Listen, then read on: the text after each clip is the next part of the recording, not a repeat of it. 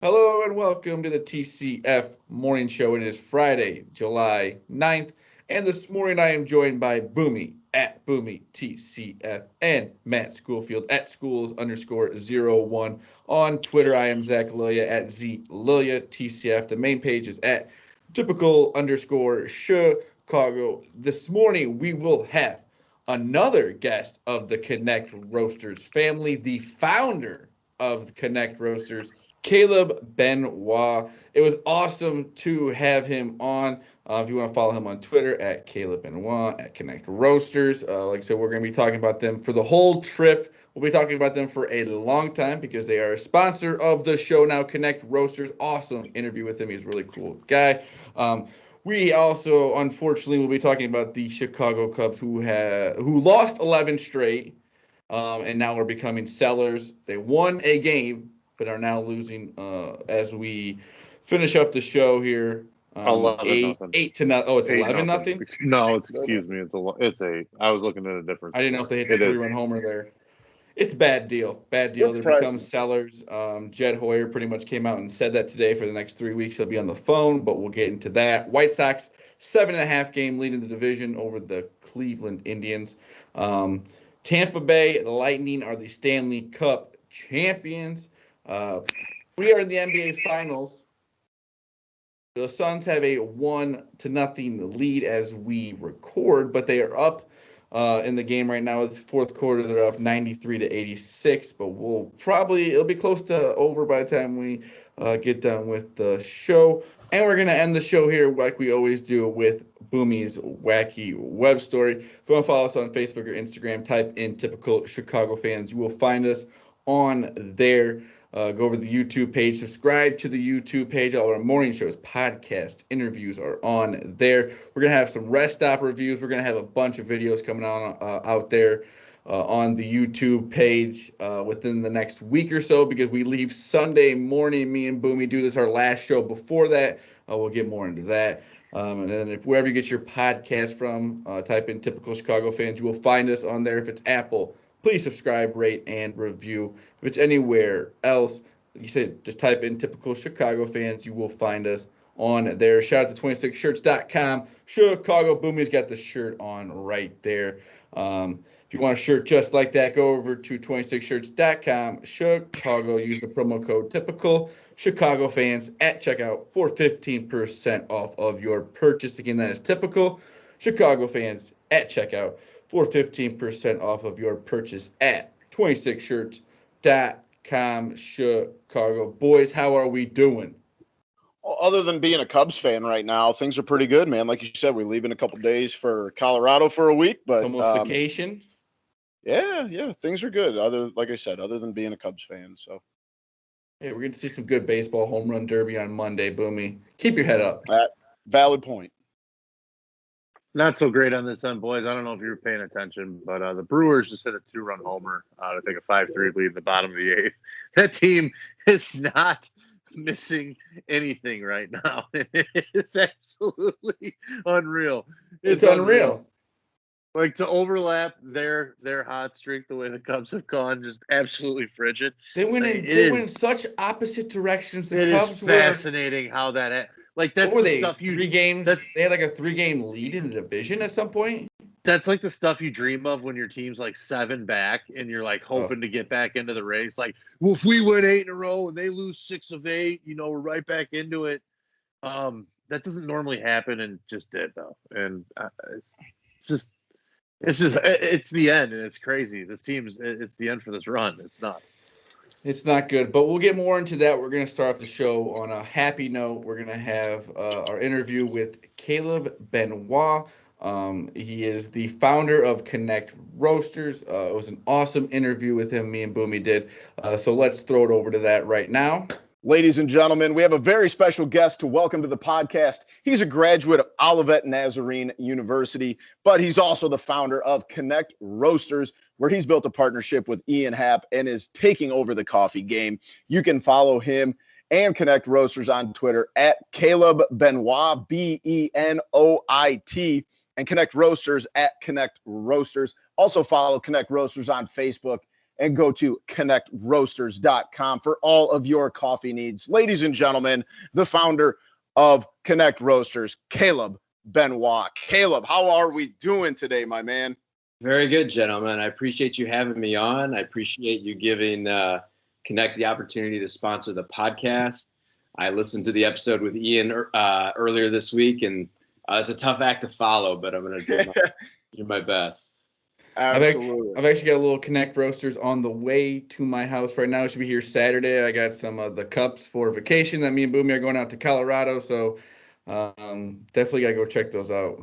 That's awesome. That's awesome. I appreciate your guys' support, and no, it's been great. I mean, we'll get into it, right? But we've been working with Ian for a little more than a year now, and the response we've gotten from customers it's just been awesome. So I appreciate you guys reaching out, and I'm glad we're able to do this. Well, yeah, Caleb, we're about to leave for Colorado in like 48 hours, and Zach has a special place in his luggage just to make sure that he takes his Connect Roasters coffee. He bought a single cup Keurig machine, and it is still in the box and ready to go. So just know you're playing a very important role in Zach's packing for this trip we're about to go on. It's amazing. I love you've got all the essentials and that you're prioritizing the coffee. That warms He's my probably heart. going to like forget underwear or something important, but damn it, he'll have his coffee. Hey, man, essentials, man. You got to prioritize. I know the hotel we are staying at will not have what I need, so I will have to bring what I need. But let's get right into it. Where did Connect Roasters develop from? How and why did you start it? Yeah, that's a good question. So we've been going at it about 5 years now. And so, yeah, I founded the company. The spark was really a couple of trips I had taken to the Dominican Republic and Haiti in back-to-back years.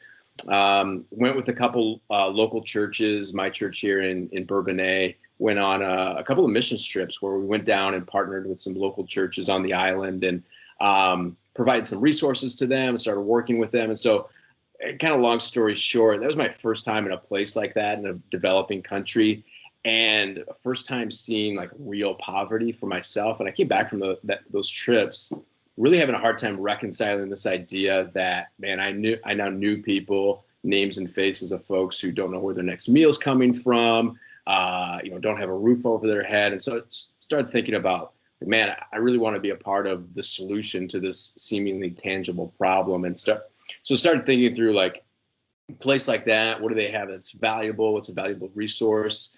Can we monetize whatever that is in a market like the US? And then can we do it in a way that's responsible, do it in a way that folks in those countries are realizing some of the benefit of what we're doing here. So obviously coffee is one of those products grown primarily in the developing world, obviously consumed at scale in a market like the US. And then, building Connect Roasters to do that third part too, right? To make sure those in coffee producing countries are benefiting from us marketing and selling the product here in the US. So we've built in to the company a give back model. We're taking a portion of our sales and working with partners on the ground in countries like Guatemala, where we're sourcing coffee from. And coming alongside them and amplifying, supporting their community development efforts. So long story short, that's how we started Connect. Things have really taken off the last 12 to 18 months. And so we can get into that. But again, appreciate you guys giving me the opportunity to talk to you guys about coffee. That's amazing. We got talking to Ian about what we called sludge coffee. Kind of what I guess like our grandpa probably made growing up, just the regular stuff you put in there. And you need to figure out what real coffee tastes like and what it should be, how it should be made. For sure. My grandpa, I can remember him making coffee, and the family said that he made it so strong you could stand and spoon up in the middle of the mud and it would stand straight up. So I know what you're talking about when it comes to that type of coffee. I mean, we like to think that we're doing high quality product. I mean, you guys have tried some for yourself. I think once you have some specialty coffee, some good coffee, it's hard to go back to the Folgers, the Maxwell House, the vacuum sealed tin. To each their own. There's no judgment, but from my perspective, once you have the good stuff, it's hard to go back. Right. It's like beer. Like there's nothing wrong with Busch Light, but like if you like a specific IPA or a porter, whatever the case is, it's very similar to that. So like you said, though, the last year plus is, things have kind of, bloomed for you. So how did you get involved with Ian and, kind of growing the company in the last 12 to 18 months? Yeah, so struck up the partnership with Ian last spring, just over a year ago. At the time it was right at the beginning of the pandemic, right when everything was shutting down. It must have been April. He actually reached out via Instagram, sent us a DM, and he had seen our company account, our profile, what we were doing, and just said, "Hey, love what you guys are doing. Love that you're bringing coffee to people during the pandemic. Keep up the good work." And so I replied and said, "Hey, appreciate you reaching out." They were still in Arizona. Spring training had got shut down, but I don't think they didn't know kind of like what the next move was, or what the next chapter was. So I offered to send him some coffee if he was willing to give us some feedback. So we sent some coffee and some merch out to Arizona. He tried it, sent a message back, said, "Hey, love the coffee. Would love to jump on a call and talk about some ideas that I have." And out of that, we launched Quarantine Coffee, which was a coffee that was dedicated towards giving back to COVID relief. So I'd mentioned how, really a pillar of our business is giving back to coffee producing countries. But yeah, starting 12 months ago, a little over 12 months ago, we started also focusing on some give back a little closer to home. So yeah, we launched Quarantine Coffee, and $3 from each bag that we sold went to one of two organizations: Save the Children, which is a national organization that powers under-resourced kids and their families, and then the Greater Chicago Food Depository, which is the food bank for Cook County. And so, yeah, we've been working with them and supporting them through the sale of coffee, and it's been a great project and kind of a launching off point for some other projects and some other stuff that we've done with Ian. So yeah, it's gone really well. We're growing our footprint in Chicago, in the city, so you can find us in places like Foxtrot, Dom's Kitchen and Market, which just opened in Lincoln Park. We've got the coffee in the clubhouse at Wrigley, which is a pretty cool thing. It's pretty cool. That's awesome. Yeah, it's cool to see players enjoying it, drinking it, tweeting about it. So yeah, it's been good. I know. Did Ian connect you with Dom Frederick, or did you guys see him on there? Because I know his coffee morale blend, it goes to the first tee, which is awesome. So I didn't know if like you guys kind of saw him on Twitter or. Yeah, I think I had come across Dom on Twitter, but it was really I think Ian was the one who introduced us. I had heard Dom on the Compound podcast, and Ian connected those dots, and yeah, we came out with the morale blend, which has been really well received. Love the T-shirt. Thank you. Yeah, and so First Tee Greater Chicago is one of those organizations that we're supporting. They use golf to empower kids in the Chicagoland area. So they're in a process of building, renovating a new facility right on the lakefront, which is really cool. They're doing some really awesome things, and happy to support them. And Dom's been a great partner. We've got some other stuff in the works with him. But yeah, love his energy, love his positivity. Fits really well with our brand too. So it's been really good to work with him. See, now if you could find a way to bottle Dom's energy and somehow transplant in the coffee, I mean, you're talking about $1 billion idea there, because that guy is on all the time. He's been on our show probably a dozen times, and I feel like getting up and running through that concrete wall over there every time he comes on. So yeah, that energy is hard to match. I feel like if you're right, I think if we could extract his positivity, combine that with the caffeine, Nailed it. yeah, you drink a cup of that and you would run through a wall, no doubt. Exactly. That's for sure. But what does the immediate future hold for Connect? New blends, flavors. Actually, I don't know if Ian broke news, but he was talking about the Parse coffee. He's always talking about things he shouldn't be talking about. No, I'm just yeah, he's right.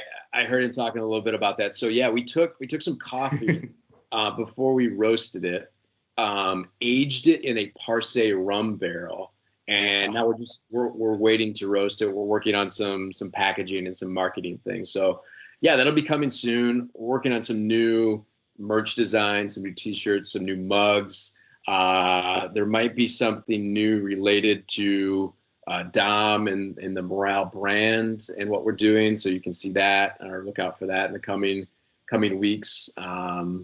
Yeah, and some exciting things happening in Chicago as well. We're working on our first retail like storefront, brick and mortar, and that'll be relatively close to Wrigley Field if that all pans out. So got some exciting things in the works. So, That's like awesome. you said about being in Doms and Foxtrot, what is like that process? How does that even work where you trying to get into retail space? Like, I'm obviously not a businessman at all. How does that even work? Yeah, it's corporate sales, right? So we've got a product, we want to sell it to somebody.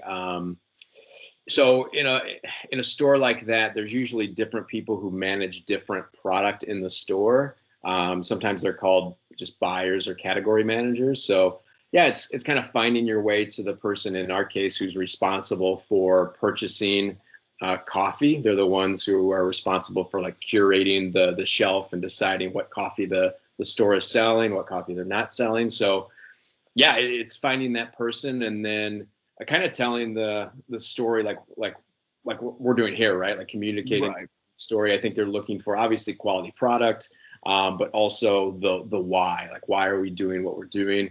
So I think the give back helps. I think our branding's strong. The give back model I think is good. Obviously working with Ian has helped, but yeah, it's not always an easy process. We're starting with some smaller brands that are growing, ones that align with our brand, and so like Foxtrot and Doms fall into that category. And yeah, hopefully we can build from there. We've had some conversations with some larger stores and some larger companies, and we'll see if we're able to do some business with them. But feel like we're laying the foundation for hopefully some bigger things to come. Well, you had said that you had started in 2016, but the last 12 months or so is really when it got going. What do you see for the next like 5 years or so with the long term of Connect Roasters? Dude, we're gonna blow it up. Yes. You talked about all the ideas. Yeah. I mean, honestly, like it's been great to have the coffee in the clubhouse at Wrigley, but That's awesome. Yeah, but we'd love to be doing more than that, right? We'd love to have it in other clubhouses across Major League Baseball. I think it'd be great to get it in some other sports as well. So that'd be one way to grow the brand. Like I said, we're working on our first kind of brick and mortar storefront cafe location. I think if that goes well, I could see us doing more and more of that. We have people all the time reaching out, asking how they can get the product. So obviously we want it on more shelves, whether that's somebody like Whole Foods, Target, Jewel, Meijer, who knows? But would love to expand that way too. Yeah, so those are the few high level objectives we're thinking about. That's Amazing. awesome. So obviously all of the charitable backings that you guys have. Other than that, why should someone who's going out to get some coffee beans to their house, what's the obviously, to me, the biggest reason is the charitable organ. I mean, it sounds like you guys are doing things the right way. You're killing the game. Why should someone choose you instead of stopping at Hy-Vee to get, a bag of Starbucks or something along those lines? Here's your chance. Here's your business pitch. Yeah, man, I appreciate it. You're right. Like the give back and our mission, I think, is the big thing that differentiates us. But yeah, I mean, the other thing is just the quality of the product, right? Like we roast the coffee with a lot of intentionality, and that's a key part of the process in the supply chain, right? So it's one of those things, going back to the quality thing. I like to think that once you have a cup of our coffee, you can taste the difference, right? Like there's some natural sweetness to it. If you're somebody who usually puts cream and sugar in it, maybe you dial that back a little bit or try it without. Yeah, so I think between the quality of the product and like you mentioned, the give back model and the mission, I think that's a pretty powerful pair of things, and so that's what we really lean on. I've been wondering for this podcast, what's the stuff behind you there? What's are those coffee makers and stuff? It's a good question. Yeah, we've got a variety of things back here. We got a few brewing devices, a coffee grinder. We've got a traditional coffee maker over here. I've got a Chemex, I think, over the other shoulder. There's probably a French press on the shelf back there. So it just depends on like the mood and how many people you're brewing for. You just you got to grab for the right device for the right situation. I've never. I sometimes do the Keurigs, but yeah, I've never really gotten too much into. I tried making some coffee, but then I'm too strong, and I would just mess it up. So I went with the K cups. Yeah, when you're doing the pour over thing, or even a regular coffee maker, the key thing is like, do you have the right amount of coffee and water, right? You got to get that ratio right, and once you get that nailed, you're 85% of the way there. Good. So do you just like never sleep? I mean, you're like the coffee guy. Like do you drink decaf or do you just sleep like 3 hours a night? I've tried to dial it back a little bit in the afternoon and evenings. Like I'm a guy, I'll appreciate an afternoon coffee. I'll often have one after dinner. But yeah, I don't know if it's like getting older or what, but like more recently, if I have a cup at like 8 or 8:30, sometimes that'll keep me up. So I either got to switch to decaf or I got to turn it off a little bit earlier. I think like caffeine's a drug, man. Like we underestimate the effects of caffeine and the fact that it's basically a unregulated legal drug. And so I try to be a little more conscious about my intake, or at least when that intake is happening. I do need to sleep a few hours a night. Our grandpa, I 100%. swear, could drink a cup of coffee at 10 o'clock and fall asleep at 10:30. I never got it. I think I don't know if you just grow up. You just build a tolerance for it. Yeah, I guess, but I always just thought, and then like if I drink a cup of coffee at 5 o'clock now, I'm up until 1 or 2. So I don't know what was up with him. My grandfather worked on the railroad. He was a conductor on the Illinois Central and later Amtrak. And I think he just drank coffee 24 hours a day, right? Like those guys work weird Like they're water. schedules. He'd go to work with one of those green like Stanley thermoses, right? Just fill that up and just be drinking out of that all day. That's absurd. Well, obviously, we're a sports podcast. You have all of your work with, Ian and Dom. So let's get to know Caleb just a little bit. What sports did you play growing up, or do you still play some now? Or Yeah, man. Played baseball, basketball, soccer primarily. Started playing organized baseball at age 8, I guess it was. Played all 3 of those in high school. Played 1 year of baseball in college. I'm a bad golfer, but I do that every once in a while. Played some slow pitch softball after it was time to officially hang up the hard ball. Always been a sports fan, right? So to do something coffee related and have an intersection with sports and baseball specifically has been a really fun thing over the last 12 months for sure. so which of those sports were you best at?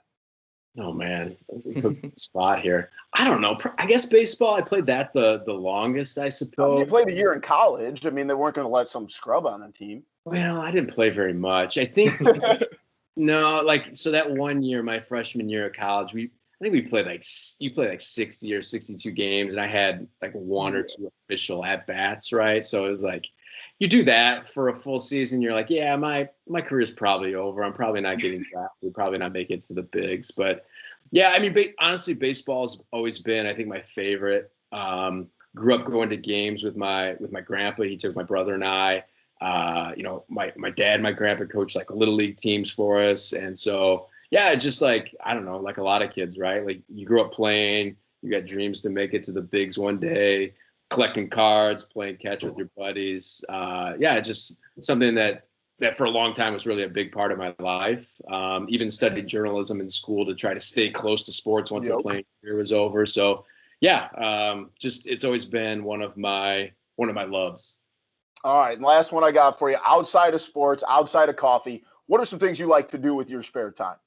Because you obviously have the caffeine in your system all the time. You got to have more than just I got the energy to do things. Love to travel. Obviously, that's been difficult during the pandemic, but I've spent some time abroad and love traveling, experiencing new cultures. I love eating, and like travel is a great way to eat, right?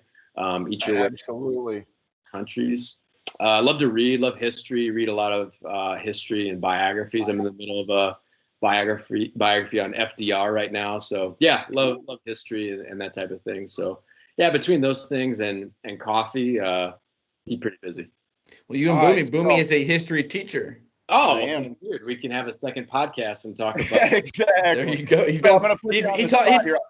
Sometimes he tells me things and I get very confused. I don't know what he's talking about. He needs a guy like you that knows what he's talking about. Yeah, he's just pulling some weird references that nobody understands, but a history buff. That That's happens. awesome. Yeah. Yeah, that's So cool. what's last question? Yeah. If you had to recommend one place to go that most people wouldn't think for traveling, where's your like weird place you would tell someone to go? Oh man, that's a good question. Are we staying in the US or are we talking Let's anywhere? go in the U.S. I don't have a passport right now, so I got to stay in the U.S. Okay. This is really just for me. So This is good. No passport. You got to stay in the US. I don't know if I got any secrets. I'll say this. If you haven't been to Boston, you got to go. And I know like that maybe that's sacrilege on a Chicago podcast, but like, I don't know. The history there is amazing, right? So as a history guy, like you got to appreciate all the history that's represented in Boston. It's got a very like European feel to it, right? It's got a very academic feel to it as well. Like some great colleges and universities there, like Harvard, obviously, but I literally took an Uber to Harvard just so I could take a Snapchat that said Harvard on the bottom. There you go. And it's one of those cities too that's relatively easy to navigate, right? Like you go to New York. New York can be overwhelming because it's just humongous.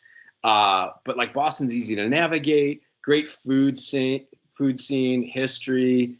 I don't know. It checks a lot of boxes for me. So that's near the top of my list. And again, I don't want to say anything that's sacrilegious, but like just as a baseball fan above all else, like it's hard to beat Fenway Park. Like Fenway Park is pretty awesome. As far as history goes, I mean, Boston's definitely number one. I did like a day and a half on the Freedom Trail, and I could have done a week there. Yeah. It was insane. Yeah. I absolutely loved it. It's amazing. So huge fan. Love it. Well, Zach, anything else? I think that's about it. But thank you very much for the opportunity to Connect Roasters. We're going to be going on our trip here. We'll be pushing it all out. It'll be awesome. I love it. Again, I appreciate you guys giving me the opportunity to chat and to sponsor what you guys are doing. Hope you have a great trip. And thanks again. I appreciate it. Absolutely. Make sure you follow Caleb at Caleb Benoit on Twitter and Connect Roasters at Connect Roasters. You can find them on Facebook at connectroasters.com. Wherever you have social media, you can find them there. Caleb, thank you so much for joining Typical Chicago Fans today. We appreciate it. Thanks, guys. You bet. Thank you so much to Caleb Benoit for coming on the show. Again, the Connect Roasters founder. If you want to follow him on Twitter, it's at Caleb Benoit, and at Connect Roasters on Twitter. If you want to follow Connect Roasters on there, go over to their Facebook page. And then we'll go over to connectroasters.com for all of your coffee needs. Like I said, they got awesome coffee. I got some coffee being delivered on Saturday for the trip. Like Boomy said, I got my own little Keurig just for the trip. I got some K-Cups coming. I am excited for that. What I'm not excited for is our next subject, boys. The Cubs. They lost 11 straight. They won a game, and then they're probably going to lose this one. It's not over yet, but not good. I think they're 8.5 games before this game out of first place, and like Maddie was saying, the Brewers are on their way to a victory. Be 9.5 after this one. They're going to become sellers. Jed Hoyer came out today and said he's going to be on the phone for the next 3 weeks. Fellas, what is the feeling? It's awful because they gave us some hope at the beginning. At least start off bad if you're gonna do this. But they had a pretty good lead in the division where they were playing so well, and then they just lost 11 straight games, and there went all the hope. It's nuts how bad it went, how quickly it went. It's bad, and really and truthfully, if they do it right, I think that they could do a pretty quick rebuild. They have some good talent right now, but it's one of those spots I don't want to talk about a rebuild because you're coming off a World Series in 2016. You're just looking forward to this team. They're playing so well, the future of the Cubs, and then they traded Yu Darvish. They traded Victor Caratini to the Padres. They didn't re-sign Schwarber. Lester, they let go to the Nationals, him and Schwarber, which that was fine, I guess. But the Yu Darvish stuff never made any sense to me. But I think that Jed Hoyer and the Cubs front office, this is what they wanted. It's kind of what they needed. It's kind of what the front Yeah. office needed. Yeah, when they were in first place, you couldn't be sellers then. You were No, going to have to keep it moving through the rest of the season if you were going to stay up there in first place in contention. And at this point, there's no contention. No, it's this season's. I mean, I don't want to, I don't know. Baseball's a definitively say crazy it's game. over, You can go but- on streaks or whatever, but with the way they've been playing the last 12 or it's 13 games, it's a it's just not lifeless good. team. It's a lifeless mean, team right now. Your GM basically came out today and said, like, yeah, we're going to be sellers now. Yeah, So Jed I mean, Hoyer wasn't. He it's wasn't, not us he being wasn't negative nice about the it. situation. That's what he said. That's what he said. Yeah, I exactly. talked Can't to one of my best. sugarcoat what he said. I talked to one of my best friends the other night about the Cubs for a little bit. He's a longtime diehard Cubs fan. We both grew up on it. And I'm going to ask you two questions that he asked me. And it was, first off, are you up? Like, do you feel shortchanged that they only got one? No, you can't because you got one. I understand you want No, multiples, but you got one. If you didn't get any, I think yes. But you got one, and I understand you want 1, 2, 3, 4, but you got the one. I agree in the sense that baseball just seems so weird to get championships.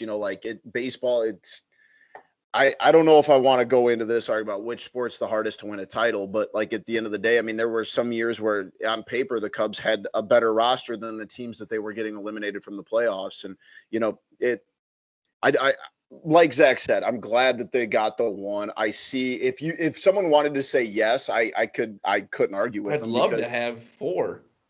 right. But at the same time, my answer was the same as your guys. Yeah, I know what you mean, but it's one of those things, especially with the history that they finally broke. Definitely, that's a big part of it for me. That's a It's big something part that of it. you can't be mad at the situation.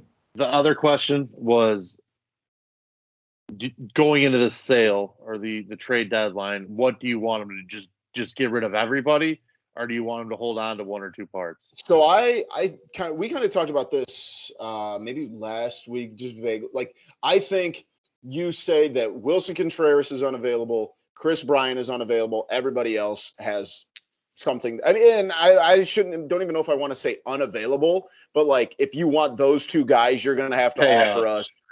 Yeah, you're going to have to offer us like 2 of the top 5 prospects in your organization, 2 guys that are major league ready. For everybody else, it's going to have to be packages, or you got to get some pitching because this pitching staff is ungodly bad. That's another reason why they're not in contention is because where's it going to come from? The pitching staff, like Jake Arrieta, he may pitch his last game with the Cubs. I mean, there's just not a lot of Covers bear. Yeah, there's not a lot of confidence in the starting rotation right now. Part of the problem for the Cubs pitching too is there's of their top prospects in the organization, it's all offensive players. Yeah, So it's all their top prospects are hitters. So they don't have any, they don't have a wave of arms coming in. So they're going to have to spend. Well, they're refusing to spend. So how are we going to get these pitchers? So it's at some point I think you're going to start seeing. I think that's what they're going to be targeting. If they trade a Baez, if they trade a Bryant, if they trade a Rizzo, they're going to be wanting pitchers back. So they're not going to get a full, they're not going to get those high end pitchers unless you deal a Bryant and frankly, one guy who I cannot remember where I heard this.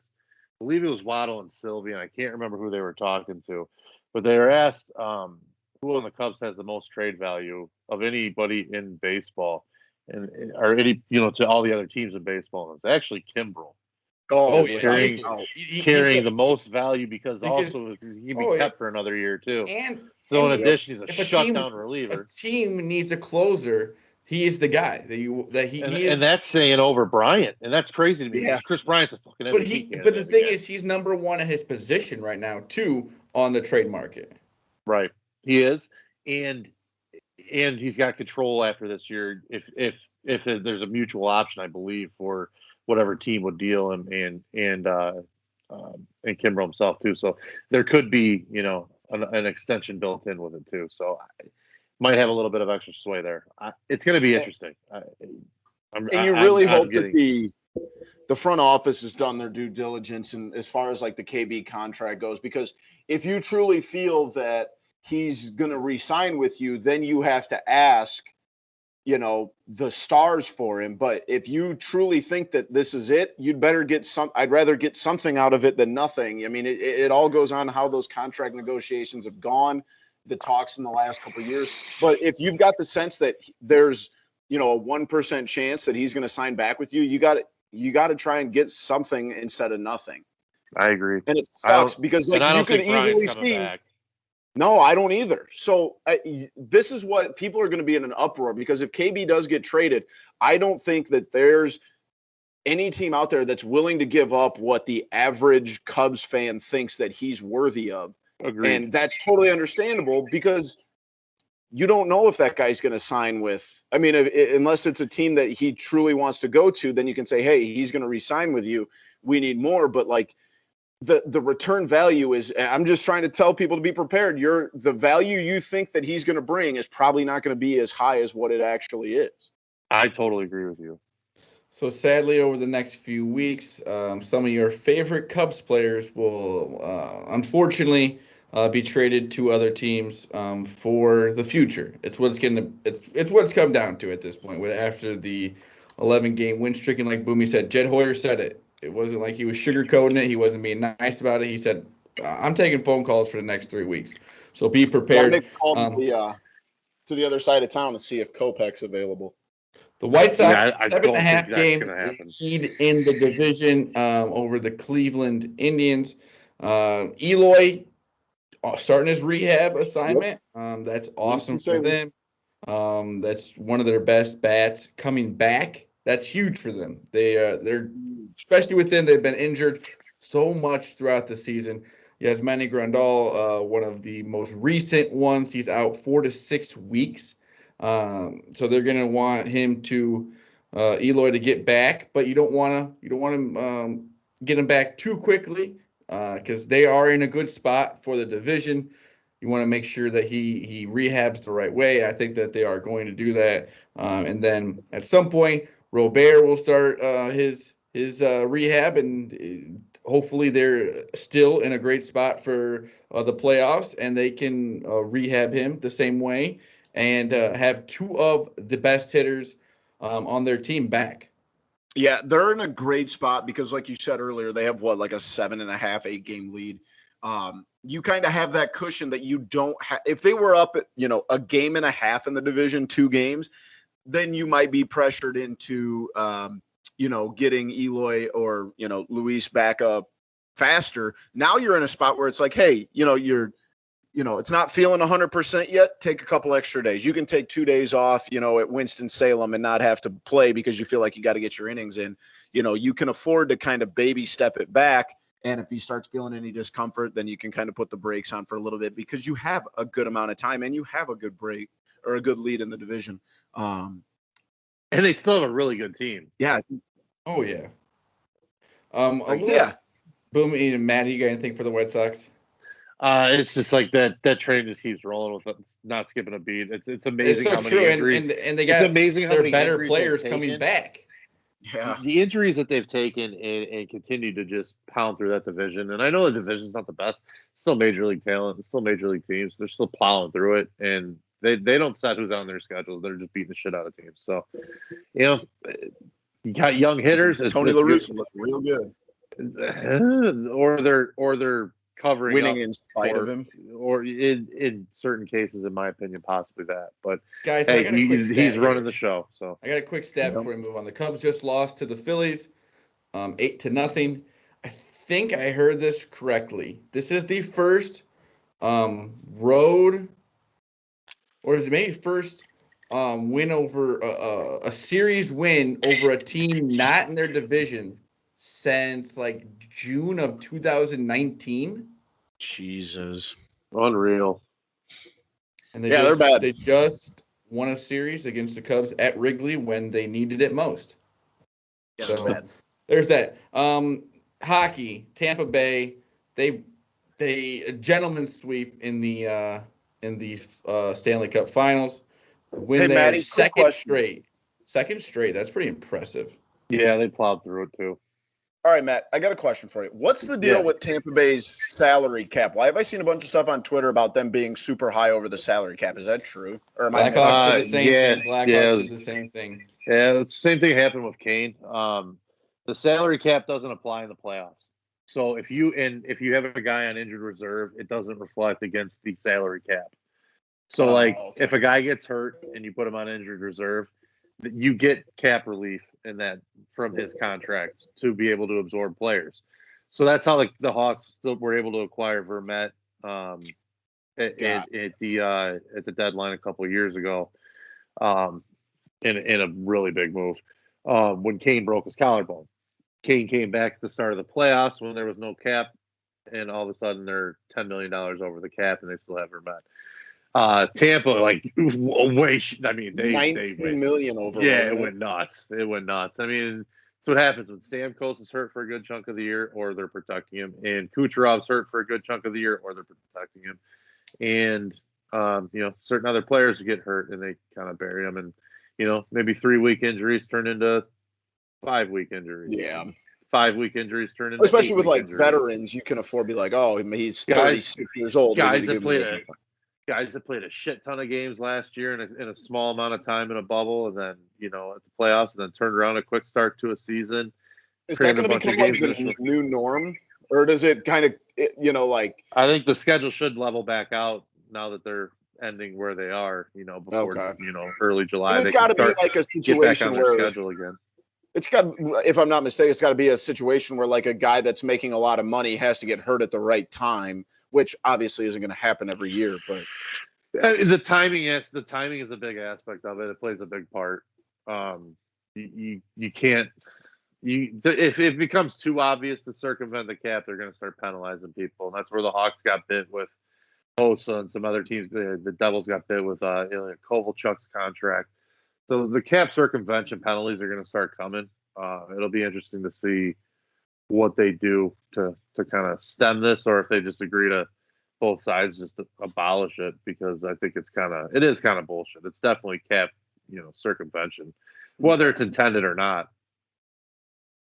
Yeah, it's the rule. If you work your way around it, there's nothing you can do. But yeah, they were a wagon this playoff. Yeah, so it's so much talent. I mean, they're just loaded with talent. You have probably the best forward and the best defenseman in the league on your team. I mean, yeah, like you said, they easily kind of got through the playoffs, won the Stanley Cup, and got their second Stanley Cup in the last 2 years. Something the Blackhawks did not do, unfortunately, but still a dynasty. The NBA playoffs, NBA Finals going on right now. The Suns are up 10 with under a minute Suns are left. Gonna win. I'll say it. Okay, Boomy's the guy who said it. I didn't want to say it. Boomy said it. Mark it down. I'm thinking, I don't say Suns in 4, but I think that the Suns are clearly the better team. Yeah, I think that, they're proving it right now. They're the hottest team. Giannis may be the best player on the court, but I'm not saying but the Suns have the better players. Yeah, I mean, Giannis has 38 points in 39 minutes as we're recording this, and Brook Lopez and PJ Tucker have combined for 15, and they started. So, I mean, with Phoenix having the firepower that they have, and I mean, Ayton's playing well. Chris Paul is, playing like he is. He's playing for his first title. Booker with 31. I mean, if you've got two starters combining for 15, you're gonna struggle to beat that. Yeah, it's I think it's gonna Chris Paul is gonna get his first NBA Finals in his first NBA Finals.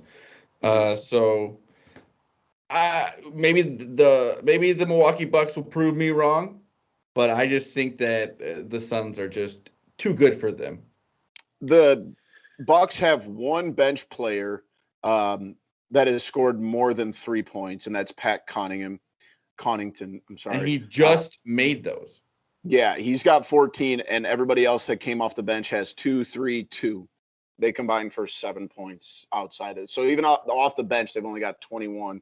And then they have Brooke Lopez and PJ Tucker throwing in 15. Chris Middleton, big one tonight, big stinker tonight. He has 11 points in 40 minutes. So if you're not going to get, you might get your 40 out of Giannis. You've got to get 25 to 30 out of Middleton if you're going to win some of these guys, or Drew Holiday, one of the two. Because if those guys are scoring in the 10s, you're not beating that Phoenix team. Maddie? It's been I can't disagree with really anything you guys have said. The Could be Suns have Suns been the and better. 4. Could be Suns The and Suns, 4. Who they've knows? been the better team. I think. I feel like almost like Giannis at some point is just going to run into the wall where that injury is going to catch up to him at some point. It's got to. And really, truthfully, I don't even think if he was the fully healthy, I think it's just the team around him. I mean, if you don't have Middleton playing out of his ass, you don't have a whole lot. I mean, Holiday's a good player, but he's not gonna win games for you like in the playoffs at this level at this point. And like Lopez and PJ Tucker are like at the tail end of their career. Yeah, for sure. And you got Chris Paul. It just kind of feels like it's his time. It feels like it's just like the table's set for him to win his ring and kind of cement his legacy a little bit, and Devin Booker to kind of enter that realm of the next superstar, probably that next level superstar. To kind of carry the league after your LeBrons and KD. He's going to make like DeAndre Ayton a lot of money. DeAndre Ayton's going to, and he's a damn good player too, because Booker and Ayton together, even after Paul's gone, Booker and Ayton together are going to be really. The Suns can be good for years. The Suns can be good for years to go. And they're gonna be poised to have a lot of cap space, and they're gonna be poised to be able to add somebody really whenever they need to. So they're set up really well. Boomy, you got a wacky web story for us? I sure do, Zach, and I'm glad we're going to Colorado and not Baton Rouge, Louisiana at the end of this week. And that's because earlier this week, a 12-foot python escaped from its enclosure inside Louisiana's largest shopping mall. Why you would have a 12-foot python at a shopping mall is the most Louisiana thing I've ever heard, first of all. Second of all, they did capture it, though, just Thursday morning. And it was captured in a ceiling crawl space. Remind me to never go to No, thank you. No, thank you. No, thank you. So they found this 12-foot python in a ceiling crawl space.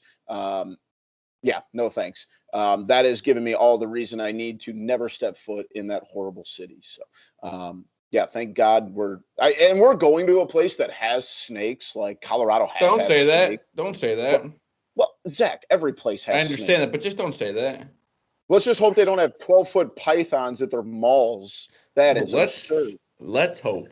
That's Florida and Louisiana. That's like every corner. It's like a Starbucks or a Walgreens. Yeah. Oh, yeah. I mean, it's pythons and iguanas and crazy. Yeah, you said it. I was going to say it. But you took the words right out of my mouth. Boys, you got anything post-show? UFC this weekend, baby.